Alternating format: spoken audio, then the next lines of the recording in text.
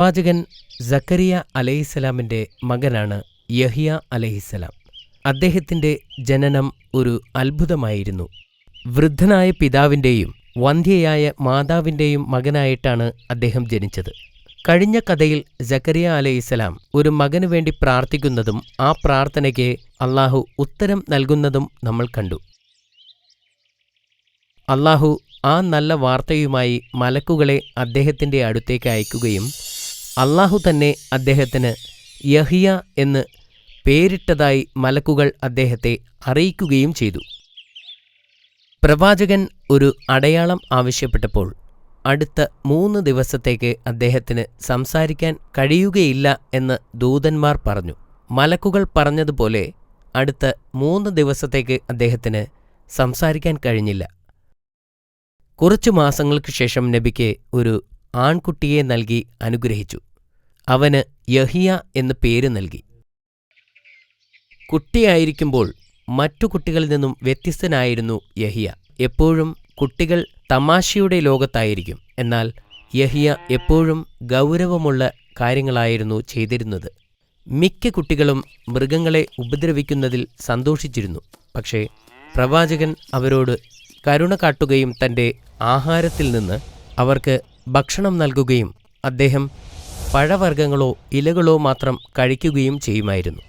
കുട്ടിക്കാലം മുതൽ യഹ്യ നബി പുസ്തകങ്ങൾ വായിക്കാൻ ഇഷ്ടപ്പെട്ടിരുന്നു. വളർന്നപ്പോൾ അള്ളാഹു അദ്ദേഹത്തെ ശ്രേഷ്ഠനായി ഉയർത്തുകയും ചെയ്തു. അള്ളാഹു പറഞ്ഞു, തോറ ഗ്രന്ഥത്തെ നീ മുറുകെ പിടിക്കുക. അള്ളാഹു കുട്ടിക്കാലത്തു തന്നെ അദ്ദേഹത്തിന് അറിവ് നൽകി അനുഗ്രഹിച്ചിരുന്നു. അദ്ദേഹം വളരെ പെട്ടെന്ന് തന്നെ ജ്ഞാനവും അറിവുള്ളവനുമായി തീർന്നു. ജനങ്ങളുടെ പ്രശ്നങ്ങളിലെ ന്യായവിധികൾ കൈകാര്യം ചെയ്യാനുള്ള കഴിവ് അദ്ദേഹത്തിന് നൽകി അള്ളാഹു അനുഗ്രഹിച്ചു. അദ്ദേഹം മതത്തിൻ്റെ രഹസ്യങ്ങളെ വ്യാഖ്യാനിക്കുകയും ജനങ്ങളെ നേരായ പാതയിലേക്ക് നയിക്കുകയും ദുഷ്ടശക്തികളിൽ നിന്ന് അവരെ താക്കീത് ചെയ്യുകയും ചെയ്തു. മുതിർന്നപ്പോൾ മനുഷ്യരോടും മൃഗങ്ങളോടുമുള്ള അദ്ദേഹത്തിൻ്റെ അനുകമ്പ കൂടുതൽ വർദ്ധിച്ചു. പാപങ്ങളിൽ പശ്ചാത്തപിക്കാൻ അദ്ദേഹം ജനങ്ങളോട് പറഞ്ഞു. കുറച്ച് ദിവസമായി കാണാതായ തങ്ങളുടെ മകനെ അന്വേഷിച്ചുകൊണ്ടിരിക്കുകയായിരുന്നു സക്കരിയ നബി അലൈഹിസ്സലാമും അദ്ദേഹത്തിൻ്റെ ഭാര്യയും. അവർ പലയിടത്തും അന്വേഷിച്ചുകൊണ്ടിരുന്നു.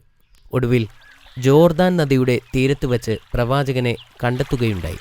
അവർ അദ്ദേഹത്തെ കണ്ടെത്തിയപ്പോൾ പ്രവാചകന് അള്ളാഹുവിനോടുള്ള ഭക്തി കണ്ട് അവർ അമ്പരന്നു.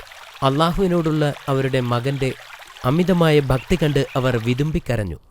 മറ്റൊരു സന്ദർഭത്തിൽ 3 ദിവസമായി വീട്ടിൽ വരാതിരുന്ന പ്രവാചകനെ തിരയുകയായിരുന്നു സക്കരിയ നബി അലൈഹിസ്സലാം. സക്കരിയ നബി അലൈഹിസ്സലാം അദ്ദേഹത്തെ കണ്ടെത്തുമ്പോൾ പ്രവാചകൻ ഒരു കല്ലറയിലിരുന്ന് തേങ്ങുകയായിരുന്നു.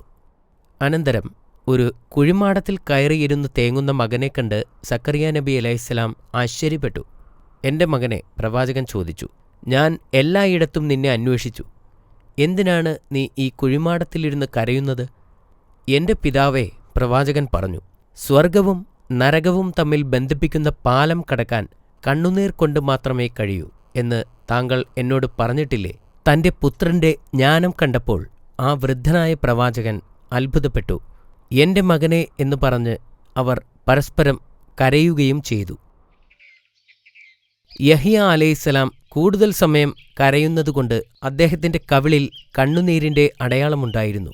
യഹ്യ അലൈഹിസ്സലാമിന് കൂടുതൽ അനുയോജ്യമായിരുന്നത് തുറസായ സ്ഥലങ്ങളായിരുന്നു. ഭക്ഷണത്തെക്കുറിച്ച് അദ്ദേഹം ചിന്തിക്കാറില്ല. വിശക്കുമ്പോൾ പുല്ലും ഇലകളും ഭക്ഷിക്കും. അദ്ദേഹത്തിന് ഉറക്കം വന്നാൽ മലമുകളിലോ മാളങ്ങളിലോ എവിടെ വേണമെങ്കിലും ഉറങ്ങും. ചില രാത്രികളിൽ അദ്ദേഹത്തിന് ഉറക്കം വന്നാൽ ഗുഹകളിലേക്ക് പോകും.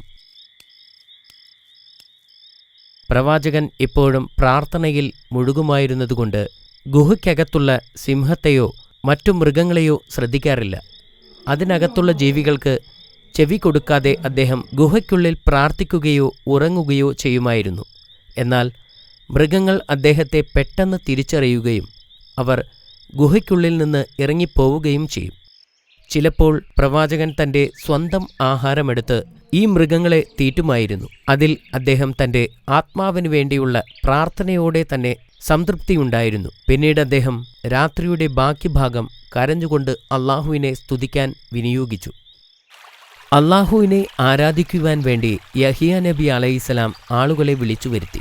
സ്നേഹവും സമർപ്പണവുമെല്ലാം കൊണ്ട് അദ്ദേഹം അവരെ കരയിപ്പിച്ചു. സത്യസന്ധമായ വാക്കുകളിലൂടെ അദ്ദേഹം അവരുടെ ഹൃദയം കീഴടക്കി. ഈ കാലഘട്ടത്തിലാണ് ഹെരോദ് ആന്റിപ്പസ് എന്ന ദുഷ്ടനായ രാജാവ് പലസ്തീനിൽ ഭരണം നടത്തിയിരുന്നത്. രാജാവ് തന്റെ സഹോദരന്റെ മകളായിരുന്ന സലോമിയുമായി പ്രണയത്തിലായിരുന്നു. ആ സുന്ദരിയായ സലോമിനെ വിവാഹം ചെയ്യാൻ അവൻ തീരുമാനിച്ചു. സഹോദരന്റെ മകളെ വിവാഹം കഴിക്കുന്നത് പാപമായിരുന്നെങ്കിലും രാജാവിനെ എതിർക്കാൻ ആരും ധൈര്യപ്പെട്ടില്ല. അവളുടെ അമ്മയും പലസ്തീനിലെ പണ്ഡിതന്മാരുമൊക്കെ ഈ വിവാഹത്തിന് പ്രോത്സാഹിപ്പിച്ചു. അവർക്ക് രാജാവിന്റെ പ്രീതി സമ്പാദിക്കുന്നതിനായിരുന്നു ഇങ്ങനെ ചെയ്തത്. എന്നാൽ രാജാവിന്റെ പദ്ധതികളെക്കുറിച്ച് കേട്ടപ്പോൾ പ്രവാചകൻ രോഷാകുലനായി. അത്തരമൊരു വിവാഹം പാപകരമാണെന്ന് അദ്ദേഹം പരസ്യമായി പ്രഖ്യാപിച്ചു. പ്രവാചകൻ എല്ലാവരെയും വിളിച്ചു ചേർത്തു. എന്നിട്ട് പറഞ്ഞു, ഒരിക്കലും ഈ വിവാഹം അംഗീകരിക്കില്ലെന്നും ഇത് തൗറാത്തിന്റെ നിയമത്തിന് എതിരാണെന്നും അദ്ദേഹം പറഞ്ഞു. പ്രവാചകന്റെ പ്രഖ്യാപനം കാട്ടുതീ പോലെ പടർന്നു. സലോമി ഇത് കേട്ടപ്പോൾ വളരെ രോഷാകുലയായി. ആ രാത്രിയിൽ പ്രവാചകനെ കൊല്ലാൻ സലോമി ഗൂഢാലോചന നടത്തി.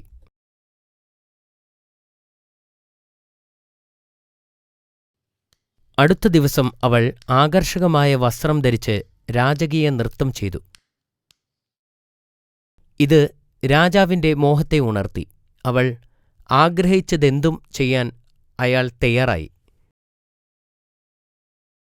അപ്പോൾ അവൾ രാജാവിനെ അറിയിച്ചു, യഹിയ എന്ന പ്രവാചകന്റെ തല ഒരു തളികയിൽ കൊണ്ടുവയ്ക്കാൻ ഞാൻ ആഗ്രഹിക്കുന്നു.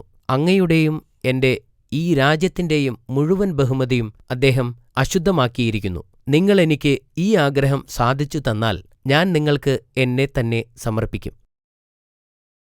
രാജാവ് അവളുടെ സൗന്ദര്യത്തിൽ മയങ്ങി പ്രവാചകനെ വധശിക്ഷയ്ക്ക് വിധിച്ചു. എന്നിട്ട് അദ്ദേഹത്തിന്റെ ശിരസ് തളികയിൽ വച്ച് സലോമിക്ക് നൽകി. ആ ദുഷ്ടസ്ത്രീ അത് കണ്ടപ്പോൾ വളരെയധികം സന്തോഷിച്ചു. എന്നാൽ അവരുടെ സന്തോഷം അധികനേരം നീണ്ടുനിന്നില്ല. പെട്ടെന്ന് തന്നെ അള്ളാഹുവിന്റെ പ്രിയപ്പെട്ട പ്രവാചകന്റെ മരണത്തിന് പ്രതികാരം ചെയ്യപ്പെട്ടു.